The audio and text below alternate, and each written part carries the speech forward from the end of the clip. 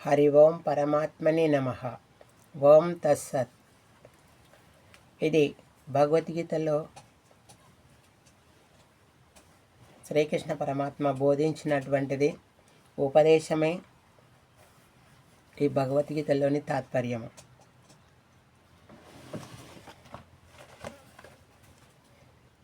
ఇది సర్వ మానవాళికి తన నిత్య జీవితంలో తెలుసుకొని సంచరించవలసినటువంటి అవసరం ఉంది. భగవంతుని యొక్క అనుగ్రహం పొంది ఈ యొక్క తత్వరహస్యము ఎరిగినట్టయితే సత్ఫలితమునిచ్చును.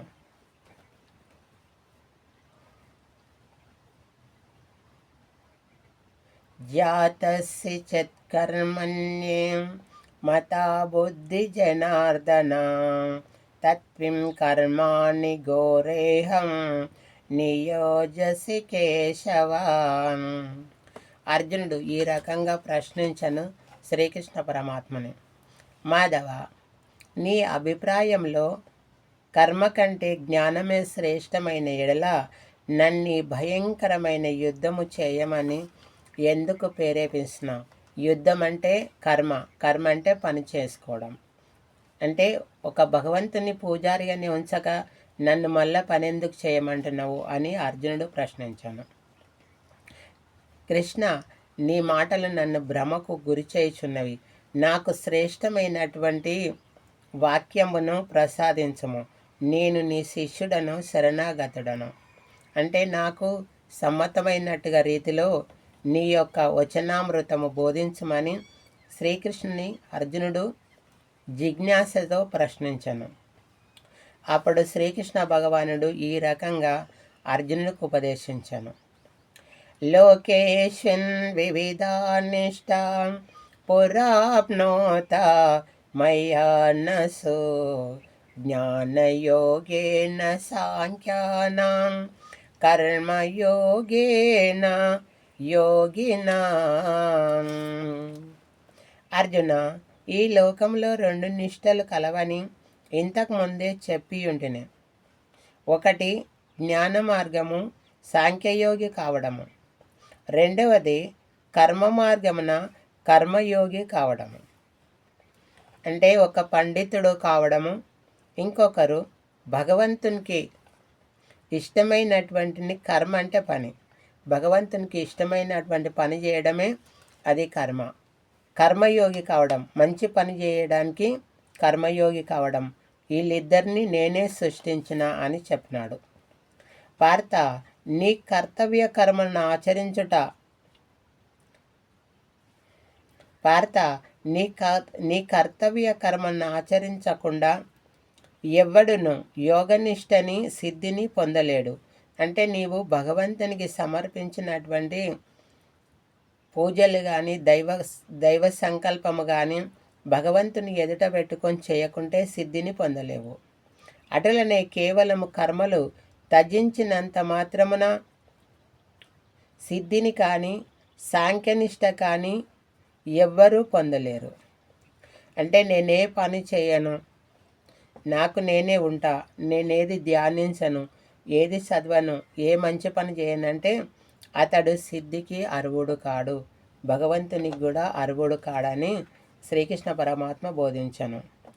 ఏ మనిషి అయినా ఏ కాలం నందైనా క్షణమాత్రము కూడా కర్మను ఆచరించకుండా ఉండలేడు. అంటే ఎవరైనా కూడా క్షణము కూడా తన శరీరానికి చేసుకున్నటువంటి పని కూడా కర్మనే. ఏలననగా మనుషులు వారి ప్రకృతి జనితమైన గుణములకు లోబడి సదా కర్మను చేయుచుందురు. అంటే ఈ ప్రకృతి మనిషిని పని చేయిస్తుందని భగవాను యొక్క భావన మనకు చెప్పాను. భావ్యేంద్రియములను బలవంతముగా నిగ్రహించి మానసికంగా ఇంద్రియ విషయాలుడై వాటి గురించి సదా ఆలోచిస్తూ ఉండేవాడు సదా ఆలోచిస్తూ ఉండే మనుష్యుడును మిథ్యాచారిగా, కపటాచారిగా, పరిగణింపును. అంటే ఏదో ఆలోచిస్తూ ఏదో ఒక కోరికతోటి నిరంతరం ధాన్యాన్ని భ్రమించుతుంటే అతనికి ఆడు కపటాచారిగా చెప్పబడను.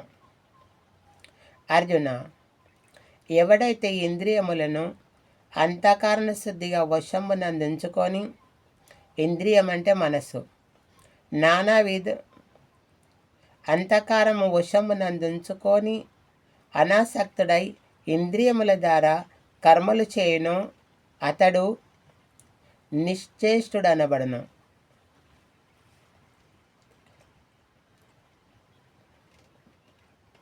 ఎవడు అంతఃకరమునందు కర్మలు చేయును అతడే శ్రేష్ఠుడు అనబడును. నియతం కురు కర్మత్వం కర్మజం యకర్మణాం శరీరయాత్రాపేక్షతే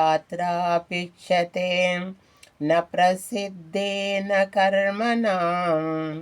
అర్జున, నీవు శాస్త్రసమ్మతమైన నీ కర్తవ్య కర్మను ఆచరించము. ఎలాననగా కర్మను ఆచరించుట కంటే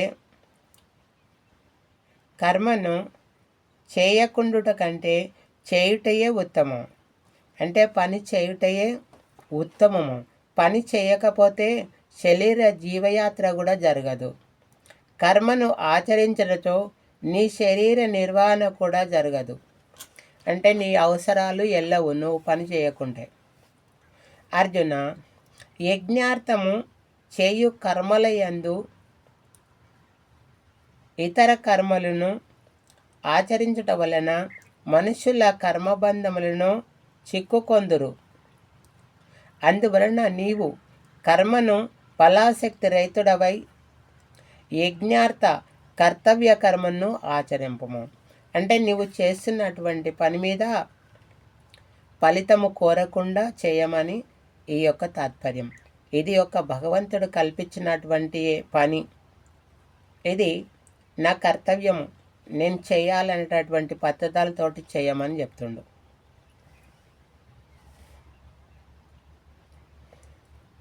బ్రహ్మదేవుడు కల్పాది యందు యజ్ఞ సాహిత్యముగా మానవులను సృష్టించి యజ్ఞములు చేయుచు వృద్ధి చెందుడని తెలిపాను. బ్రహ్మదేవుడు కల్పాది యందు యజ్ఞ సాహిత్యముగా మానవులను సృష్టించి యజ్ఞములు చేయుచు వృద్ధి చెందుడని తెలిపాను.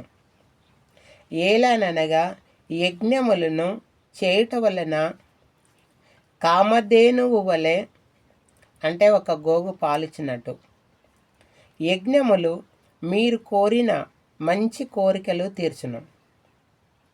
యజ్ఞముల ద్వారా మీరు దేవతలను తృప్తిపరచెదరు. యజ్ఞములు చేసినందునకు మిమ్మల దేవతలు అనుగ్రహింతురు. యజ్ఞం అంటే మంచి పని చేసినా కూడా దేవతలు మనలను అనుగ్రహిస్తారు అని చెప్తుండు. మీరు పరస్పరము నిష్కామ భావంతో ఒక్కరికొకరు తృప్తి పరచుకొనచు పరమ శ్రేయస్సును పొందగలరు. అంటే భగవంతుని యొక్క కార్యంలో ఎంతో వేల మంది ఆ మంచి కార్యాన్ని చూసి తృప్తి పొందుతారు. ఇది ఒక భగవంతుని కార్యము అన్నప్పుడు ఆ తృప్తి పొందినప్పుడే వారికి పరమప్రాప్తి మోక్షమును పొందుచున్నారు. భగవంతుని అనుగ్రహము కలుగుతుంది. యజ్ఞము ద్వారా తృప్తి నందిన దేవతలు ఆయా చిత్తముగా మీరు ఇష్టమైన భోగములను ప్రసాదించదరు. అలా అనుగ్రహింపబడిన భోగములను దేవతలకు నివేదన, అంటే భగవంతునికి అర్పణ చేయకుండా తాను వండుకుని తానే తినువాడు దొంగయే అగును. అంటే తన శరీరానికి భగవంతుని సమర్పించకుండా తాను వండుకొని తానే తింటే అతడు దొంగయే అవును. అంటే ఆ యజ్ఞం ద్వారా వచ్చినటువంటి ఫలితం ఏదందో ఆ నైవేద్యము భగవంతునికి సమర్పించిన తర్వాతనే అది తినాలని భగవంతుని యొక్క. యజ్ఞశిష్టాసినా సంతో రుచ్యంతే సర్వకిల్బిషై భుంజతే తే త్వహం పాప ఏ చంచాత్మకారణ ఏ పచంచాత్మకారణ. యజ్ఞ శిష్టన్నమును తినున్నటువంటి సత్పురుషులు అన్ని పాపముల నుండి విముక్తులయ్యెదరు. కేవలము శరీరము కొరకై వండుకొని తినే మనుషులు ఆ పాపమునే సదా భుజింతురు.